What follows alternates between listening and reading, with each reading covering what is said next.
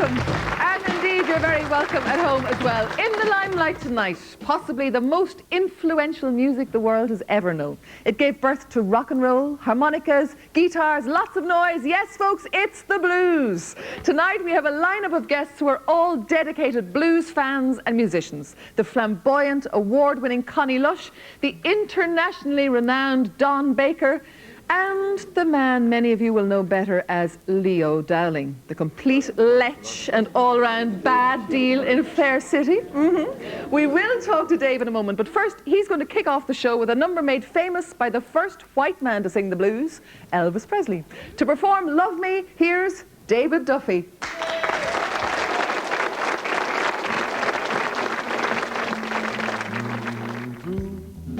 Treat me like a fool, but love me, and take my foolish heart and tear it all apart, but love me. And if you ever go, darling, I'll be so lonely, begging on my knees, asking for you please, just to love me. And I will beg and steal, just to have you near me, darling, with your heart beating close to mine. But if you ever go, darling, I'm gonna be so lonely. I'll be sad and blue, just crying over you, so just love me. Yeah, play the guitar.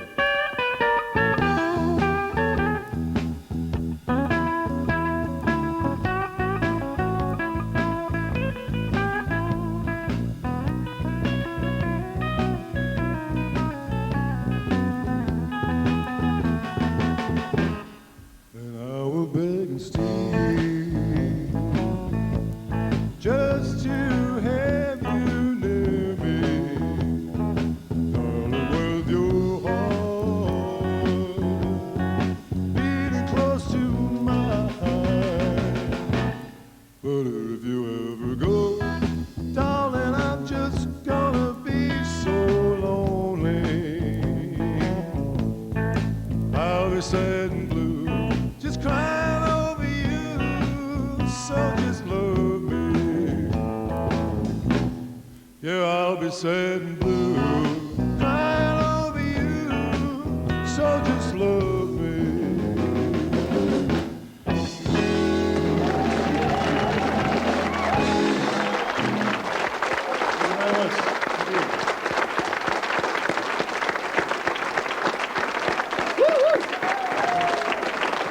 Thank you very much.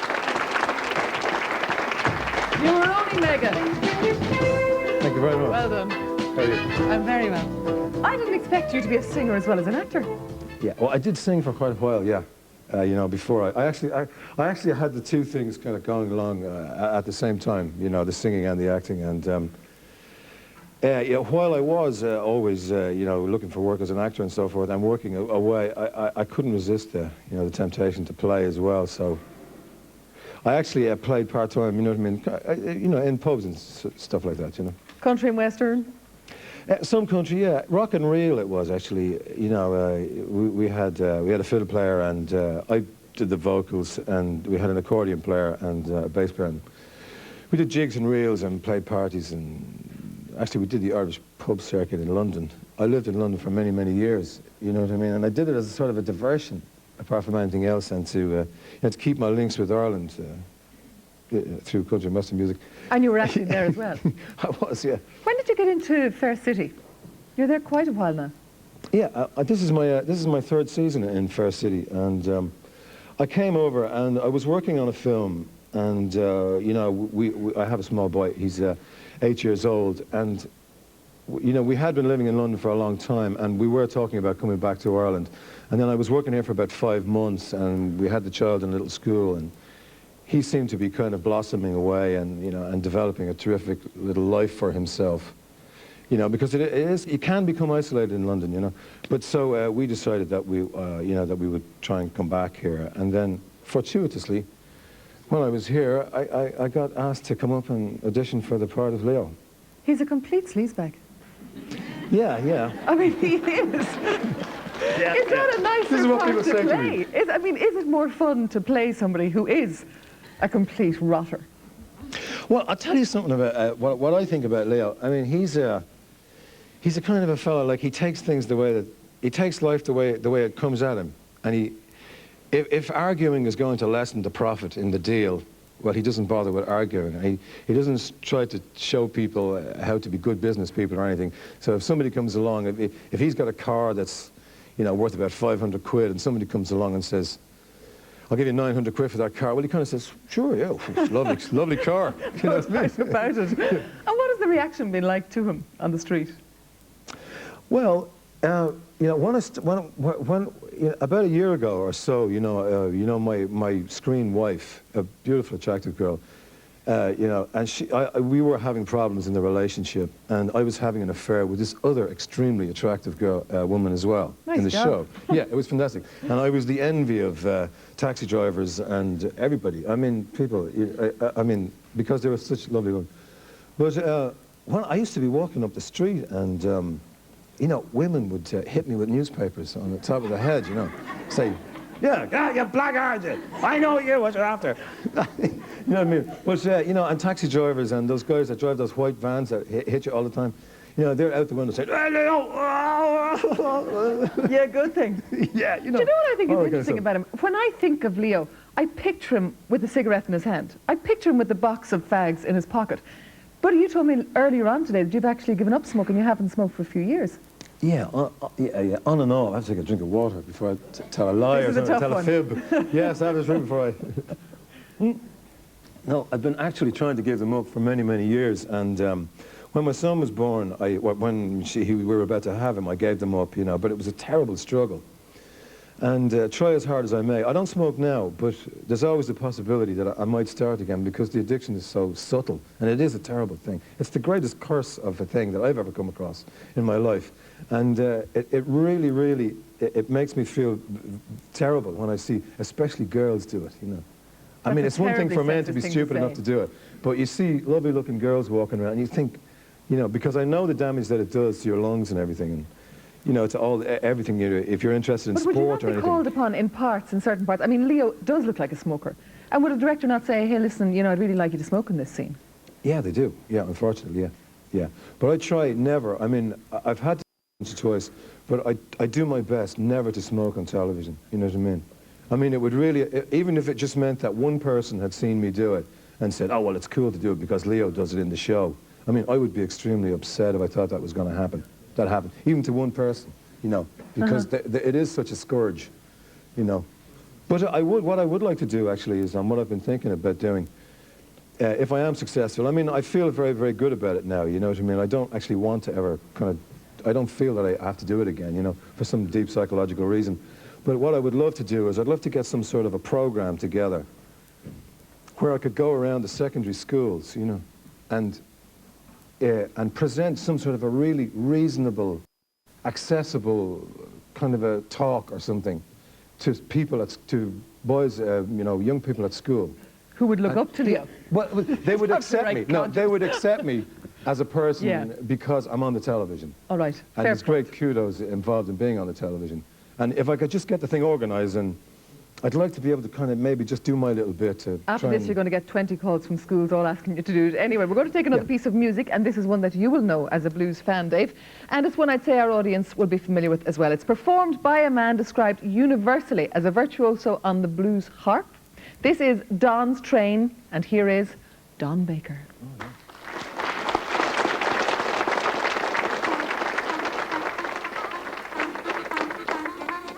Hear that train running down the track,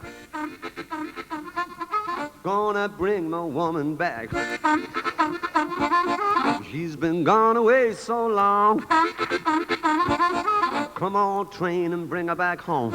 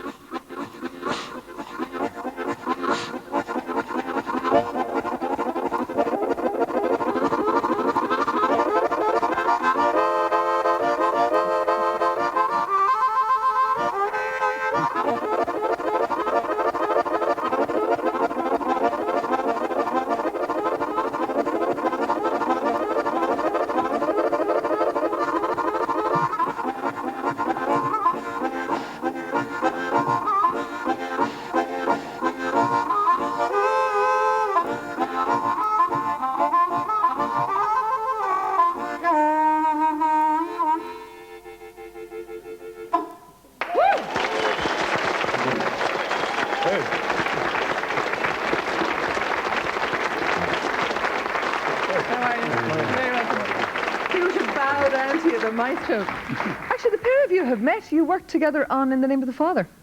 That's right, yeah. We did, yeah. So did you have major sessions? Yes. Or does that happen? Are you allowed to have sessions on set? Yes, we were allowed, and I remember you wrote a song about one of the scenes. Oh, yeah, that's right. He was a prison officer. That's right. I'm not a bread after harmonica. You have to give me a second there. No, but there was, I think there was a series of cabins, you know what I mean? And I was in there with some lunatic who played the flute guy, and this other chap, Martin, and I actually brought a fiddle in it for some reason. And so we were there, the three of us were hacking away, and it was a desperate cacophony now. I mean, it resembled music. Are you good on the fiddle? No. I played reasonably badly. No, we had this scene where he walks into one of the prison cells and he says, get the socks out of the window. You know, and Daniel says, well, what about the socks? Like, do you think we're sleeping with the someone? And I says, you've got to get the socks out of the window. I know what I'm saying. Give us 2 minutes. So they wrote a song about this scene. It was like, I forget the melody, but something like, get the socks out of the window. Or something. Need we recall it now? Did it become the It wasn't great. No, I thought it was great at the time. It was really funny, you know. Yeah, they played it. But you'd have to be part of the whole thing to appreciate the song, you know, and what was going on. But they played it at the rap party, at the last night party and stuff like that, yeah. How about the harmonica, Dave? Because I know that you play a bit on it as well. I did, yeah. And would you jam on the harmonica? Well, this man can play. Let's get that straight first. No, when I started, you know, the blues, you know, the old 12-bar blues music, like, was the first music I ever listened to in my life. You know, I mean, I had a huge musical influence. You know, my whole family were into music of every different type, kind. But the actual first music that I ever actually stopped and said, that's great music, harmonica there, was the old 12-bar blues, yeah. Would it have been the same for you, Don? That it was the first that you listened to, whatever you'd heard, that it was the first that actually what happened to me was I was in hospital, I had TB, and there was a guy in the next bed, he had TB on his spine, and so he was on his back all the time, and all he could do was read or play a harmonica.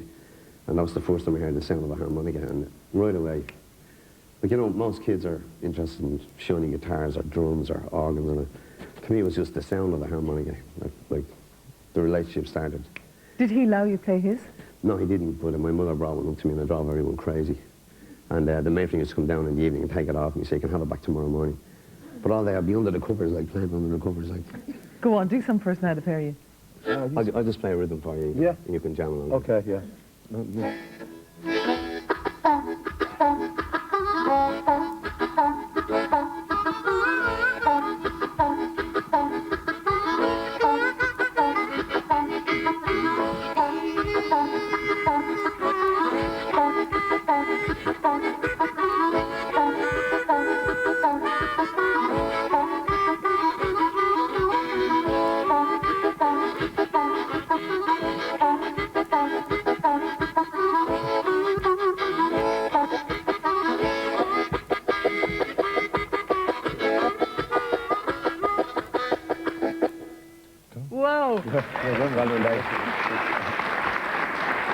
haven't played for a long time, you know. I'm just imagining, Dave, somebody like Don Baker says, here, I'll play a rhythm for you. I mean, that must be everybody's dream come yeah, true. it's a bit of a surprise. I'll play a rhythm for you. Don, does every kid want to get a Don Baker harmonica? I mean, do they go in and say, I want what Don plays? I had a great experience. I adjudicate the World Harmonica Championships. They're held every 2 years.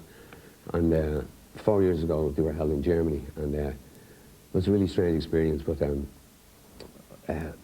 it was a kid, he was 10 years of age, who won the blues category, believe it or believe it not. And they come from all over the world, even from Russia. And I met people there who like sold their businesses to come. But this kid won, and I kept saying, this kid, like, there's something familiar here. I don't know what it is at all. Like. But I knew that he had won, and it wasn't to be announced until 3 days later. But I had to do a concert that night, play the harmonica, and the kid was in the front row of the audience, and I called him up on stage with me. And he couldn't speak a word of English. I can speak a little bit of German, you know. And so he played with me, and it was brilliant. Like I played the guitar, you know. So I played the guitar, and he played the harmonica. And we made the front pages of all the papers the next day, me holding his hand up. And then his father came up to me and he says, you know, he learned to play the harmonica from your book. Great. Really? You know, so... What a compliment. Yeah. What a compliment. Dave,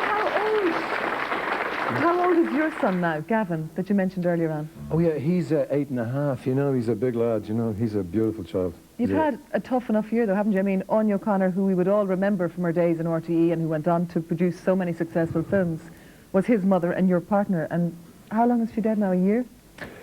She died last March, you know, and I don't want to get too deep into it, but you know, the mind or the human brain, it takes over for you, and it lessens the blow, you know what I mean? And I'm actually at the stage now where I can actually not be so stricken with grief and loss and everything, and I can start to think about her and all the fantastic times that we had, because she was just give me one moment. Yeah, all right. I'm fine. No, she was a fantastic person, you know. She was just great, you know. And that's what I want now. I want to remember all the great things, you know, that we had together, because we were together for about, you know, 3-4 years before we had the child, you know. And I swear, they were the best years of my life, you know what I mean? Do you ever feel angry with her? Because I know that she knew she was sick, but didn't do everything she could have done about it. I was extremely angry, yeah. I mean, I believe that that's a natural reaction. That's the common reaction that people have, but I mean, I was extremely angry. And the reason why I was extremely angry was because that she was an extremely, you know, not only a precious person to me, but she was an extremely, you know, ebullient person, full of life, and she had so much to live for. You know, I don't know how it happened, or, you know, it happened over a long period of time now, you know, and she had been to hospital several times and had several operations and exploratory surgery in England and everything. And it was part of the thing of us coming over here to be with people that we knew, and both of us felt that it would be better. I particularly thought that it would do her a lot of good, you know, to be among friends and stuff like that, but it wasn't to be. But yeah, I was really, really angry, you know, that it had to happen, and it had to happen to me, you know. And how's Gavin? Well, he's fantastic, you know. I don't want to go too deeply into it, but one of the things that we always agreed upon would be that we would never punish the child or chastise the child in any way. After all, a child is just a child. They're completely barmy. There's no understanding them, you know what I mean? They're just mad. They're mad. Kids are mad. And you have to let them get on with it, you know. So we never spanked him or chastised him too much, you know, within reason. But one of the things that is said in the books that I've read subsequent to her passing on, God rest her, is that the child that is not, you know, spanked or any that kind of thing, does not feel guilt when the person leaves, because they never feel that they did anything wrong, and they never blame themselves that the other person has gone. And this is a typical thing in a child where abuse is involved. The child thinks that there is something wrong with it and blames itself that the parent has gone. It's a very positive way to think a year later. Fair play to you is all I can say. Stay with us, both of you, because you are going to play again later on. And in fact, yes, Dave, you are going to sing again later on. But first of all, we're going to take another piece of music. And this is from a classic blues success story. Rags to riches, well, I don't know if that's quite how you put it, but Dermot Byrne, you're very welcome to Limelight. Thank you. How are you? Thanks a lot. Thanks very much. A man Great to be who here. was literally discovered playing on the side of the street. You were a Oh busker. yeah. Well, I've done a lot of busking in my day, and you know, I still sort of pop in now and again. But this day, I was playing on this on the street literally, and a guy, we had this tape out called Blues for Your Pocket, and it was a homemade tape, and it was very much very much homemade. But this chap from Holland bought it, and he happened to own a. This is where? Grafton Street? Grafton Street. He happened Okay. to own a record company in Holland, and he had European distribution. And what they done is they released it through a group called CRS in Europe, and they had distribution over here and throughout Europe. So it's really interesting. It's a weird story, all right, yeah. Definitely. Wow. Did you get a copy to keep for yourself? Yeah.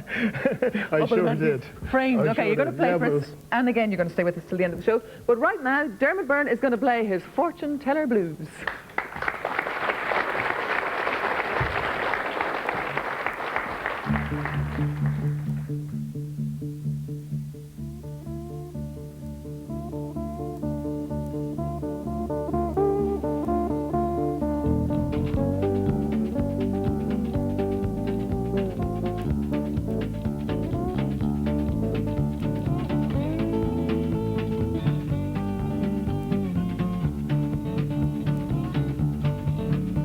I went to my fortune teller now, get my fortune read. My fortune teller now, get my fortune read. Gonna be a poor boy, my fortune teller said. Will not be no poor boy, ain't gonna sing me no more blues or honey now. Oh yeah, honey now, ain't gonna sing me no more blues. Down to the racetrack, win me some money, it's true, yeah.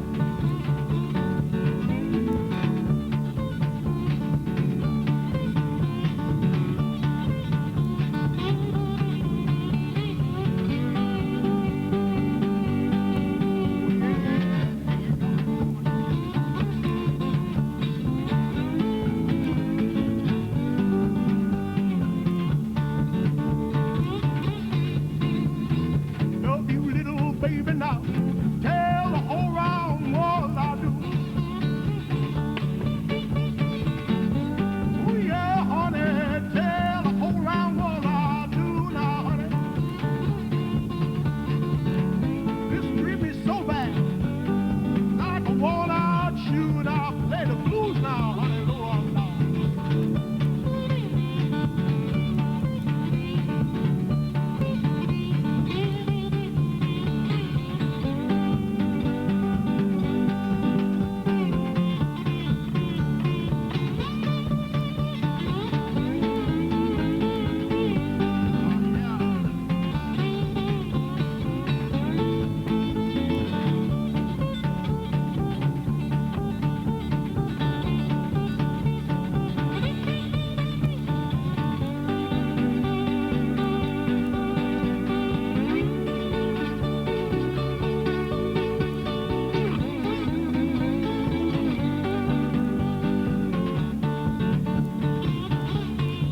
Blues, it ain't nothing now.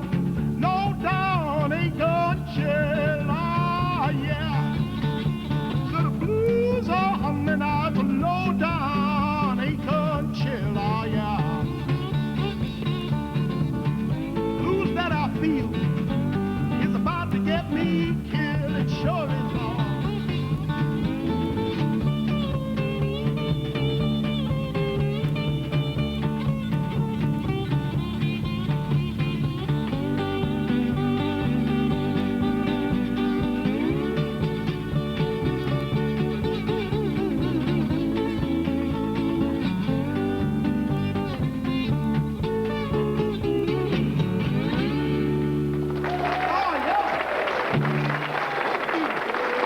Thanks, Dermot.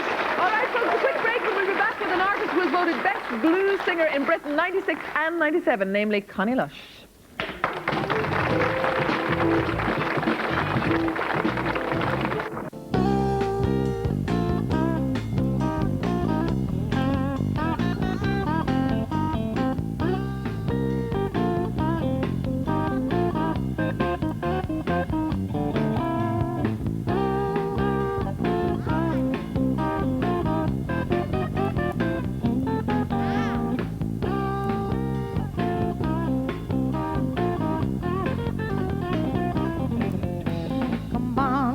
supper when your day is done.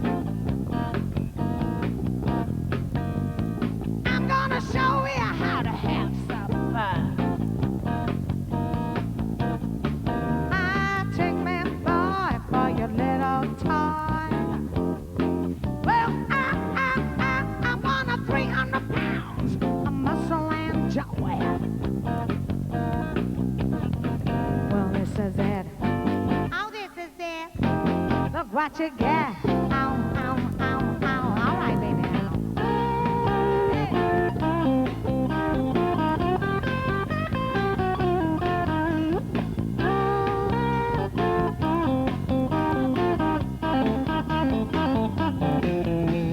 Stop your grinning behind her back.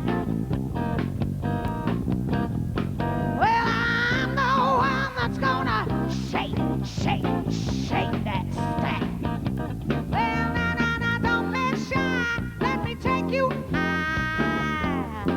Well, I know you like a woman with a big fat thigh, thigh, thigh. This is it. Oh, this is it. Look what you get. Ow, ow, ow. All right, baby.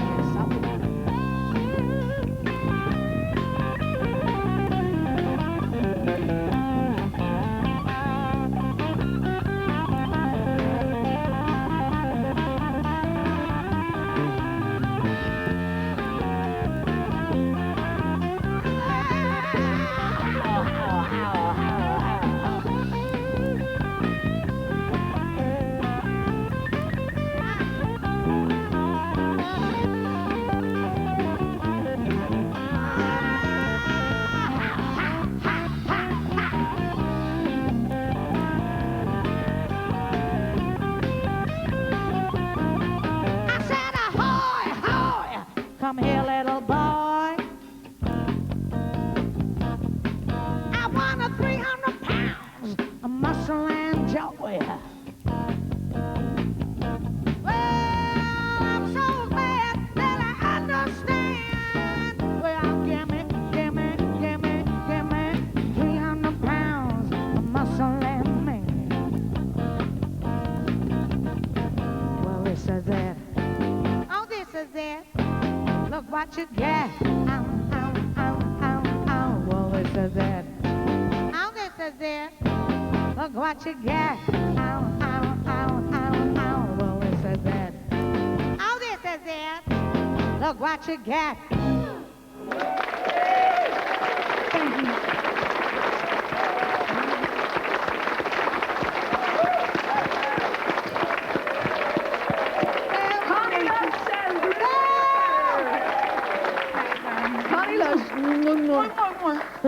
Mind the lipstick. Come in Oh, beside me. come in. Beside me.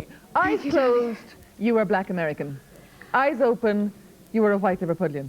Well, it causes problems. A Scouser, white, and singing the blues. I mean, it's not very believable, really. But it is such a black sound, isn't it? I know, I don't know where it's come from. I must have been doing my homework, I think, somewhere. But it's it is a lovely compliment, thank you. How did you get into it? How did you get into the blues? Well, it was really, you know, the way you hang about for years doing stuff and it's the wrong thing, and it's you know, like the wrong trousers. It was the wrong thing for me to do. And then just about 5-6 years ago, we started doing the blues because it's very hard to get blues musicians, especially in Liverpool. You know, it's jazz, yeah, but not blues. So it was quite hard to get it together because it took about 7 years or so before, you know, we eventually got the right formula. Yeah. But it's been hugely successful. Where does the name Blues Shouter come from? That's the band name. Oh, well, that's the thing, you know, with when women first sang the blues, they were called shouters because they had no microphones or anything. It was all about projection. And they were used to women singing like, I got the blues. And then these other girls used to come along and go, I got the blues, you know, and all this. So that's where the shouters come in, and that's where the blues. The band shouters. name came from. Yeah, that's the original thing. Yeah. But you've played with the greats. Last year you played with B.B. King. I don't know what happened there. Wow. He was rather gorgeous. Yeah. But he's hugely successful. I mean, we hear about the blues and it's all sad songs and I'm so down and I'm so out. No. He's making a fortune. No, it's not sad. People get it wrong about blues because, like Billie Holiday said, you know, blues, it can be whatever blues you want. You could be just happy, you know, when you're happy and you're sitting on the bus and you're going, da, da, da, da, da, da, da, da. You know, that's blues. And, you know, when you're sad and you're on the bus and you're staring out the window going, that's blues. It's all, you know, what you feel yourself, your feelings. And is it very easy to get into? I mean, if a lot of it is 12 bar, it's quite basic, isn't it? Is it easy to learn? No, that's the thing, because as you all know, the simple things are beautiful and the simple things are hard to do. Because the thing about blues is you feel it and it's very laid back and it appears very simple, which it is, but if you haven't got the feel, then, you know, forget about it. Yeah. It's got it. People know. They recognize instantly. Okay, how about life on the road? I know that you spend a lot of time touring. Loads of time touring, darling, you know, yes. Well, it's great because, but it's not, because, you know, with the three lads, there's never any ladies' toilets or dressing rooms or stuff like that. Except when you come to RTE, of course. How about plush accommodation? I mean, are you making it? Do you get to stay in all the nice hotels? No. You do sometimes, you know, and usually, you know, it's a fluke. Are you in the wrong hotel? I'm in the wrong hotel, where I have been. What? Yeah, I was in the wrong hotel a couple of months ago in Switzerland, and it took me an hour in sign language and pictures to ask them for a room, because the guys had gone and left me at this hotel. And I was in the bath and everything, and the agent knocked on the door and said, "You're in the wrong hotel, it's next door." So you'd booked yourself in? So, yeah, I do a lot of wrong things, yeah. How about the fridge? I heard you were almost arrested once over a fridge and a carpet. Well, the other thing about being a Scouser is about, you know, that we're always robbing, you know, like Brookside. So if anything ever goes missing, we're the first, you know, band that they phone call, you know, like, have you by mistake taken a 60-foot carpet and, you know, this huge fridge? I said, of course we have, yeah. Did our fridge freezer make it oh, into please, your van? I got in the van. Record? Yeah. And, you know, and then there's the rumours, you know, that go round about the band. You know, you must know yourself about, you do something small and it goes big. I mean, we always bring our own booze, you know, to gigs and things, because, you know, the wine can be cheap, RTE. And we've got this reputation now that we actually bring a fridge with us on gigs, which is, I'd like to say that Not now. the fridge from the hotel, of course. No, not the fridge from the hotel. That's in my house. With the carpet? With the carpet, it looks very nice. All right, are there many blues bands in England? There are, but it's very much like a cult thing, you know, and I know it's a similar thing in Ireland. And Yes, it is, actually. And in fact, we have some members of the Irish Blues Club with us in the audience. Barry O'Reilly, how are you doing? Hello, long-standing member, and Mary Stokes, of course, one of the leading lights of the Blues Club. Where do you meet, Barry? Where do we meet? We meet in JJ Smith's every Tuesday night. And that's been going on for about the last 3.5 years when we formed the club.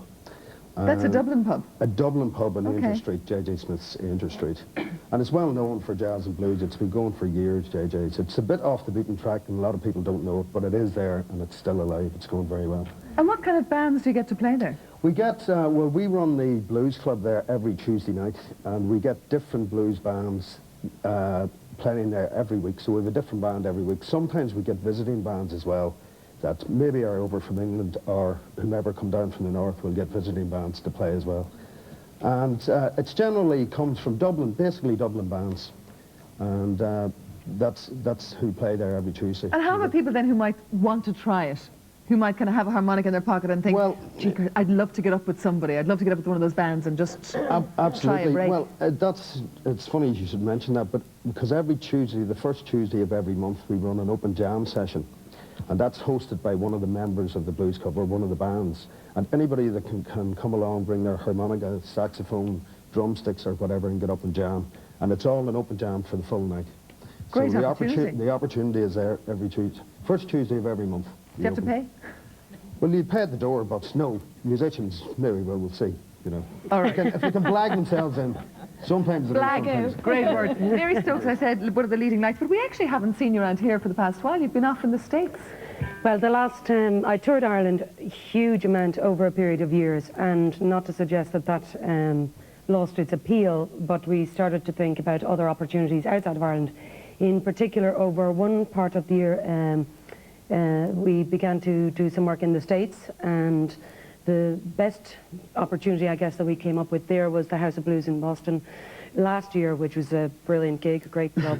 So, you know, spending a bit of energy on that. I've also done a lot of work in Italy since during the summer last year, which again was wonderful. Molto bene. Great Italian. And when did you get to record with Georgie Fame then? That was a situation that came about because the last time Georgie was over, I got up to jam with him. I mean, this is something, again, that maybe is a point to be made about blues, that opportunity exists to actually jam with people, and that's maybe something we do in the club and that kind of thing. So I got up to have a jam with him, sang a song, it went well that time. He was over this occasion for 3 days, so it offered the opportunity. He was going to be in Dublin, so I robbed him and bullied him into the studio. And I was lucky in that it was a very different kind of situation than I'm normally in, because his players are the jazz players, the top jazz players in Dublin. So it was a very kind of different field. And I mean, again, I would usually work like Connie with an electric band, you know, and this was quite a different feel with string bass and stuff like that. So I'm going in to finish it off on Friday and see what the results are. Well, the best of luck with it. Thank you. Thanks, Mary.